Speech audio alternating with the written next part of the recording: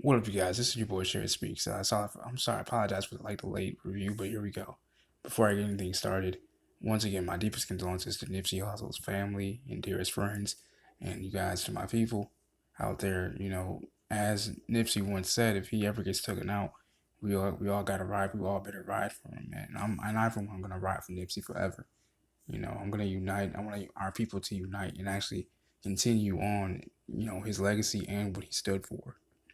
Educating each other, and always backing each other up, because we all know that this is not just some gang related stuff. It's deeper than that, as Tariq Nasheed said.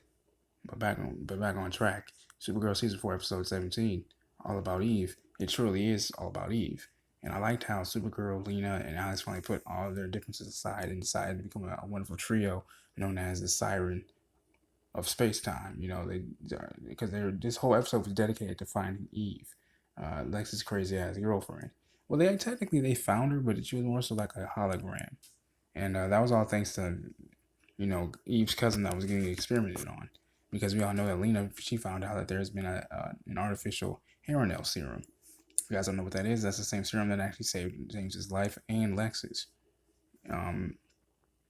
So they end finding her. They track Eve down to the White House. Only know that the hologram ends up becoming a trap. Supergirl gets trapped in. Red Daughter takes the time to just flame, the house, just up ablaze, thus making Supergirl in public enemy number one. Which tells me, yo, Carl, you might want to lay down. You might want to lay low for a little while.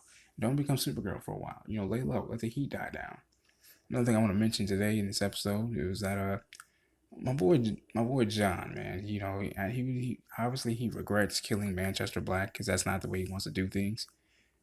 But after really speaking with his father, after having a bit of a usual father and son disagreement after the yelling, a good quick nap and some coffee, John realizes, and both Mirren, his father Mirren, realizes this too, that John has to stop running away from his manhunter, instincts and start embracing them.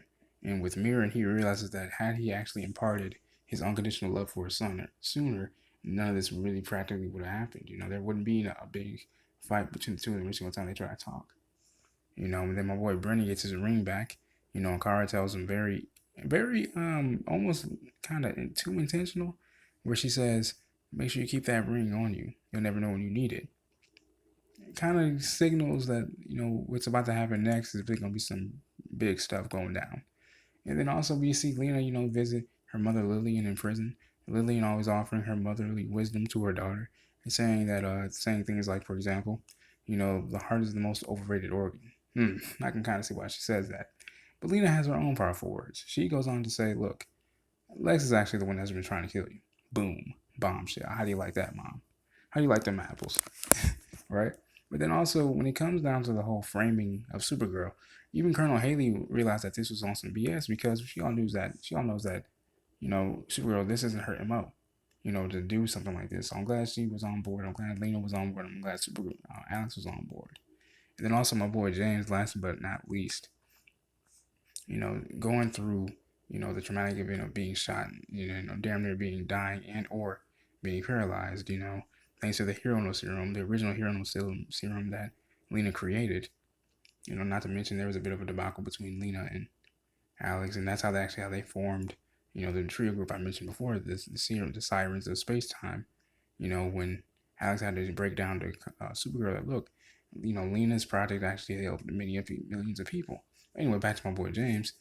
Obviously dealing with something so traumatic, he has his sister Kelly, who specializes. She's a psychologist. She specializes in trauma, and psychological trauma to be exact. And at first, obviously, James doesn't want his sister's help. He lashes out at her and tells her to go away. And it's not only until he realizes what Red Daughter is doing that he insists that his sister stay and help him get through this. Only as loving siblings and a loving sister should in this predicament. So I look forward to what happens next week, man. This has been your boy Sheriff Speaks, man. I love you guys.